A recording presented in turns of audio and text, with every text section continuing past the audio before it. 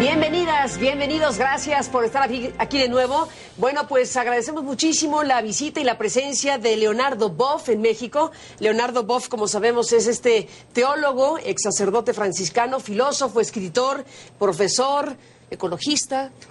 ¿Qué más eres? Leonardo, bienvenido, buenas noches, gracias por estar en México y aquí. ¿Cómo estás? Estoy bien, lamento solamente que la CNN en español no llega más en Brasil. Eso me parece tremenda tu noticia. Vamos a ver qué pasa. Siempre seguía tus programas yo. Leonardo, bueno, no dije una parte definitiva en tu biografía que es la teología de la liberación. Fundador de la teología de la liberación, ¿así te entiendes tú mismo? No, hay que ser humilde y no arrogante, porque simultáneamente, en los años 60, 70, 71, en Perú con Gustavo Gutiérrez, en Uruguay Juan Luis II, en Brasil yo, y sin saber uno del otro, escribimos sobre teología de la liberación. Y ahí empezó el movimiento que yo creo que es uno de los grandes movimientos que sigue hasta hoy, y para nosotros la mejor expresión de ese caldo cultural, eclesial que se creó es el Papa Francisco. Déjame, Leonardo, antes de hablar del Papa Francisco, preguntarte lo más básico. ¿Y qué es la teología de la liberación? ¿Cómo debe entenderse la teología de la liberación en el mundo de hoy, en 2016? Mira, Carmen, el eje central de la teología de la liberación es opción por los pobres, contra su pobreza, a favor de la justicia social. Esto es la esencia de la teología de la liberación. Y ahí la pregunta, ¿cómo podemos hacer que un continente como nuestro, que es cristiano, hacer de capital religioso, cristiano, no un factor de resignación, sino un factor de movilización, de liberación desde el pueblo mismo? Y ahí nos ayudó mucho Paulo Freire, que es uno de los fundadores, porque no basta la liberación, ¿cómo hacerla? Entonces, hacerla de una forma pedagógica, desde las víctimas. Ellos son los sujetos y nosotros, de la otra clase, los teólogos, como aliados de ellos. Entonces, mientras existen pobres en el mundo que gritan, no solamente los pobres gritan las aguas, gritan la tierra, gritan todos los oprimidos, ahí vale hablar de liberación, actuar de liberación, y nosotros desde el capital religioso, cristiano, y no del marxismo como siempre nos acusaban. Nosotros siempre hemos rechazado que Marx no fue ni padre ni padrino de esa teología. Pero ¿Inspirador, acaso? En la comprensión del pobre, porque cuando se habla pobre es un concepto un poco religioso, y Marx nos mostró que el pobre es un empobrecido. Se produce un pobre por mecanismos sociales de explotación que hace que el trabajador común se hace pobre porque le quitan salario, le quitan formas de vida y todo. Entonces, él nos ayudó a entender que el pobre es un oprimido. Y contra la opresión vale la liberación. Dices, Leonardo Boff, que ese gran movimiento, al final de cuentas, que se desarrolló en estas últimas décadas con esta noción de liberación, llega al punto culminante con Francisco, el Papa. Él tiene la teología de liberación de vertiente argentina. Como había mucha represión de los militares, no podían utilizar ninguna categoría que tuviera una resonancia marxista. ¿Fuiste crítico tú de Bergoglio en aquel tiempo? Yo, en el entorno de la dictadura. En 75, cuando me han preguntado, no sé si fuiste tú o otro. No fui yo, pero lo recuerdo. Si él se le digo no, porque toda la iglesia argentina era muy comprometida, digo, posiblemente Bergoglio, entonces nunca será papa. Pero 3 meses antes yo hice la profecía que el futuro papa será un Francisco, porque la iglesia está en una decadencia tan grande que tiene que venir un San Francisco para resgatarla, reconstruirla. Y efectivamente vino uno. ¿Pero pensabas en Bergoglio? No pensaba en Bergoglio, yo pensaba uno del tercer mundo. Pero él viene de la teología de liberación argentina, que es la teología del pueblo oprimido y de la cultura silenciada, que es la forma que cada país tiene sus acentos en la teología de liberación. En Argentina fue esta. Y él era un gran entusiasta. Incluso su profesor, que es Juan Carlos Canoni, que todavía vive, viejito, ha sido de los estudiantes más entusiasmados de esa teología. Era el Bergoglio, porque es una vocación adulta, era químico antes, después se hizo jesuita. Y ahí ya había hecho el voto de una vez a la semana, por lo menos, ir a las vías miserias. Leonardo Boff, bueno, hablaríamos muchísimo de Francisco y de la teología de la liberación, por supuesto, pero no puedo no preguntarle a un hombre como tú, que además de teólogo y de parte fundamental de la teología de la liberación, eres un hombre de opinión política y eres un hombre que escribe, eres un hombre que tienes definiciones de lo que está pasando en este momento en América Latina y en Brasil, tu país. ¿Qué opinas de lo que está transitando Dilma Rousseff, de este proceso de impeachment, de lo que significa este proceso en Brasil y su alcance para la región? Yo creo que es una verdadera tragedia, porque están creando el impedimento, el impeachment a una mujer contra la cual no hay ninguna acusación, ningún crimen, solamente un problema de administración, que ahí dice que fue irresponsable. Pero todos los grandes juristas dicen que eso no configura un crimen y por eso no cabe el impedimento, el impeachment.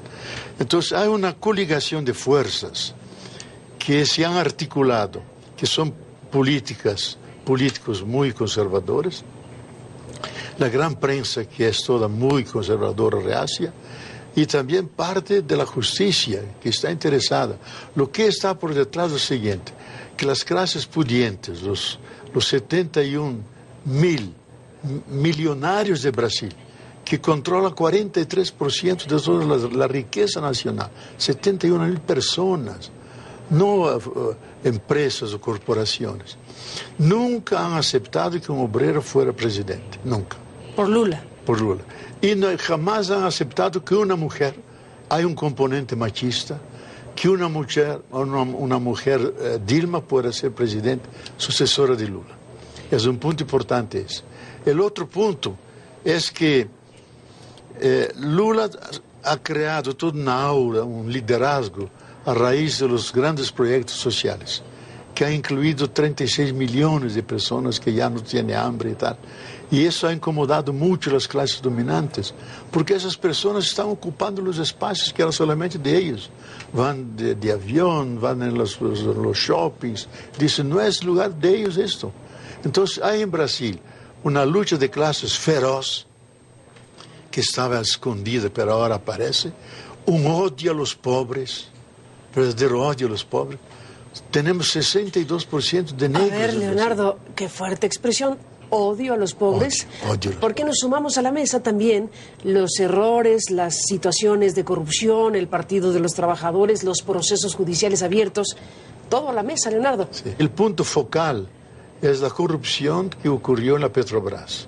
Y ahí sí es muy grave, porque ha implicado muchas personas del PT y ha implicado todos los partidos, pero el juez que juzga eso ha seleccionado solo los de PT. Y ahí, evidente, fueron presionados. Han intentado e intentan buscar algo contra Lula, no alcanzan. Pero hace 2 días la cosa toda cambió, porque han grabado el teléfono de un ministro muy corrupto que dice, tenemos que alejar Dilma para frenar esa corrupción, ese análisis de la corrupción en Petrobras, porque si todos nosotros de la oposición seremos comidos, nos agarrarán. Entonces hay que crear el impeachment para alejar Dilma y cerrar ese proyecto. O sea, una llamada telefónica que revela lo que muchos piensan, que efectivamente hay que hacer a un lado a Dilma para evitar que continúe o se amplíen los procesos investigativos por corrupción que alcancen a alguien más del PT, o no solamente a los del PT. No, que alcance la oposición. A la oposición, desde luego. Pero hay que reconocer eso con mucha sinceridad, muchos errores que el PT ha cometido. Y personalmente la presidenta. La presidenta no es política, una gran administradora. El político tiene que saber jugar, tiene que saber dialogar. Ella no, recta, directo. Déjame hacer una pausa. ¿Cuál sería la definición que haces de Dilma Rousseff en esta crítica? ¿Cómo es Dilma Rousseff entonces? Mira, es una persona extremadamente correcta, extremadamente eficaz Si tú vienes con un proyecto y dices, mira, tengo ese proyecto, está totalmente listo, no está, entonces vete. Venga solamente cuando está todo calculado. Y la persona se pone mal porque quiere... Entonces ella es una persona, una gran administradora, viene del mundo de la administración de una empresa. El Parlamento no es una empresa, el país no es una empresa. Hay que saber manejar las cosas y ella no sabe esto. No es política. Y es el punto flaco. ¿Y pueden destituirla? ¿Existe esa posibilidad real? Existe, pero yo creo que las calles no van a dejar. Porque todos los días millares y millares de personas en muchas ciudades, 30.000, 40.000, 50.000 van a las calles. El vicepresidente que asumió tiene 3% de aceptación popular. Ni puede salir de casa. Siempre cercado por los que protestan. Sale de helicóptero. Entonces se crea una situación.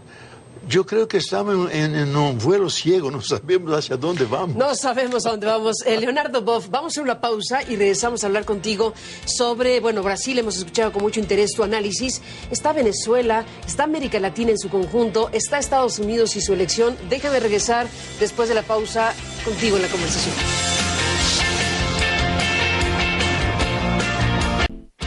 Leonardo Boff, seguimos hablando contigo sobre América Latina.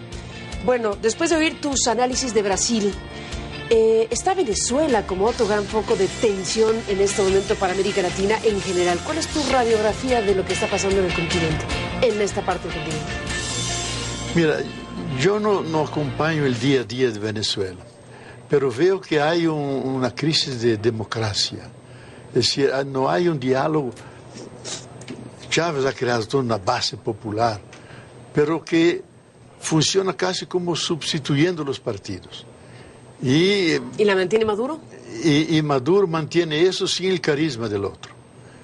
Y como depende todo del petróleo, el petróleo bajó enormemente, no alcanza a financiar la economía y la base. Brasil ayuda mucho, incluso con alimentación y cosas más básicas.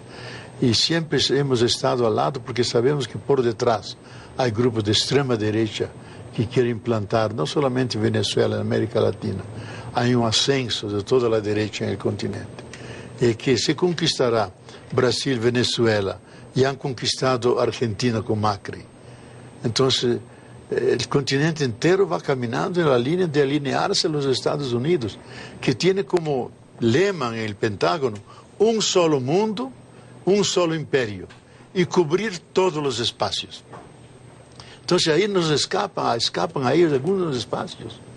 Y para muchos de Estados Unidos ahora sabemos que la crisis de Brasil es monitorada minuto a minuto desde Estados Unidos.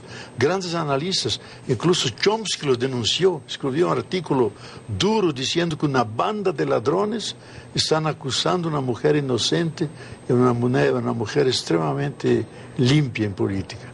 Entonces, quiere que todos se alineen, van a la línea de Estados Unidos, y eso supone desestabilizar los gobiernos más populares, más democráticos, que tienen una democracia más participativa, que sea solamente representativa, donde ellos pueden controlar, pagar.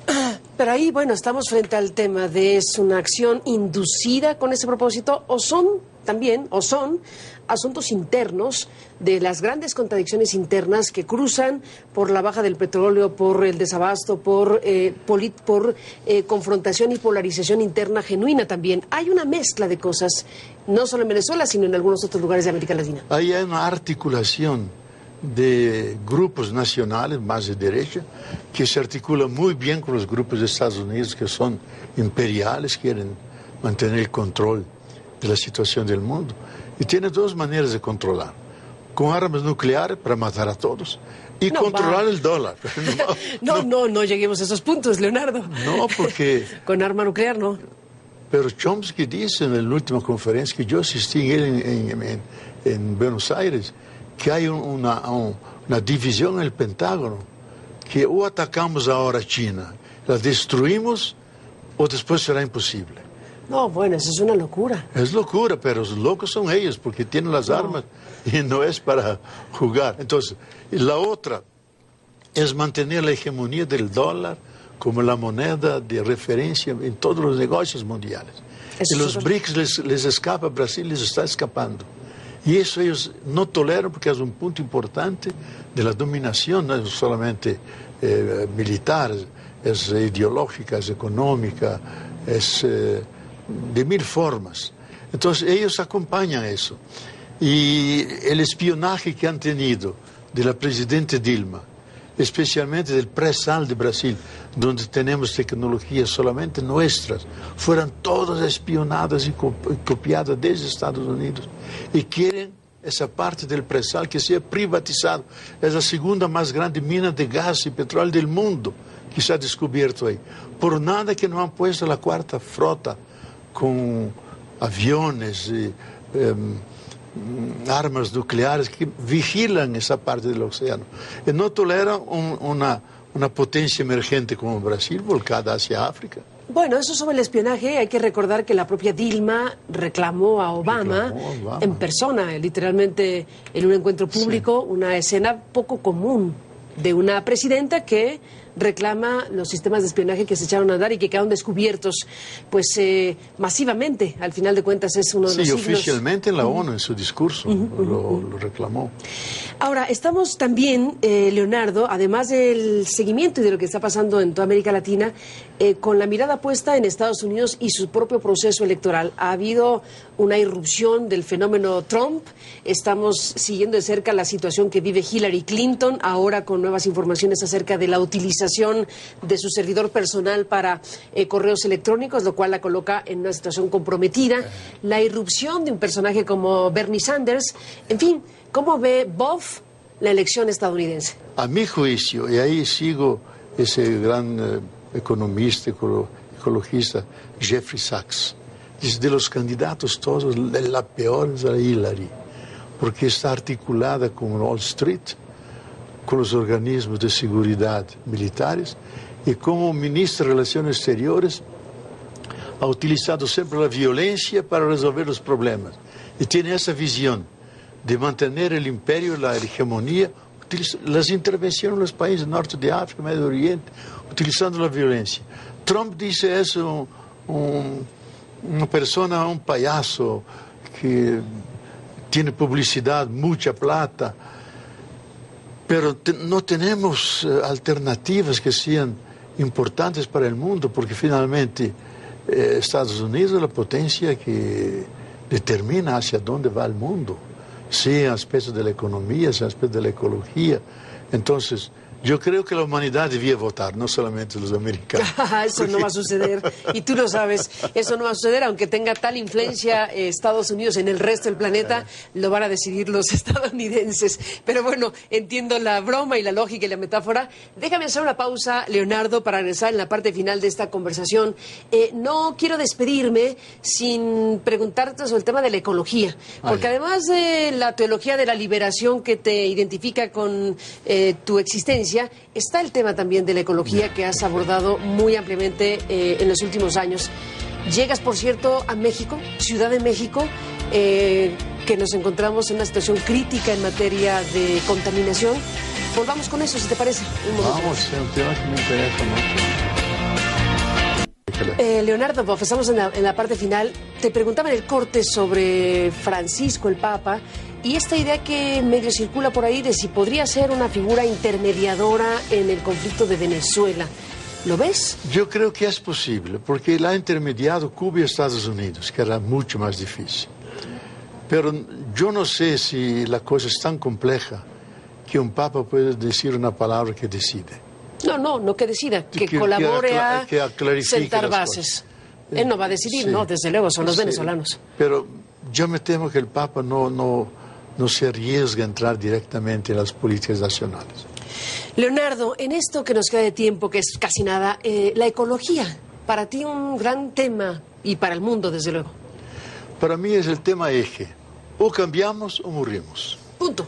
Porque estamos en un punto de calentamiento, de caos del sistema tierra y sistema vida, por la agresión de la industrialización. O cambiamos la manera de producción, de consumo, de distribución, o vamos al encuentro de lo peor. Y grandes científicos dicen, si no cambiamos, vamos a llegar al calentamiento abrupto que lleva a la Tierra. El último dato de la Comisión Científica Norteamericana dice, llegamos al calentamiento abrupto, tal vez en 10, 15 años, a 4, 5 grados. Y con ese calor no hay vida que conocemos que puede subsistir. Y gran parte de la humanidad va a desaparecer. Entonces no es poca cosa trabajar la ecología. Es decir, cómo cuidar de la tierra, cuidar de las bases físico-químicas que garantizan la vida. Y eso es una cosa que involucra a todos, porque no es algo marginal, es algo que puede ser terminal.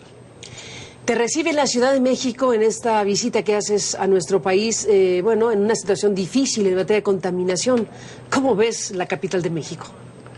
¿Cómo respiras la capital de México? Es muy parecido con São Paulo, porque en São Paulo hay veces que uno no respira, embotellamiento total. Ahora, esta vez yo salí bien, porque otra vez que vine, después de 1 hora ya no podía hablar. Tenía lágrimas continuamente con el don del Espíritu Santo. Entonces ahora con la lluvia y el viento que ha tenido en esos días... ¿Te ha tratado mejor? Sí, me ha tocado mejor. Pero yo veo que es un reto que obliga a las políticas públicas a encontrar soluciones colectivas para que la calidad mínima de vida, no solamente de las personas, de los árboles, de los animales, de toda la comunidad de vida que sufre, no solamente los seres humanos.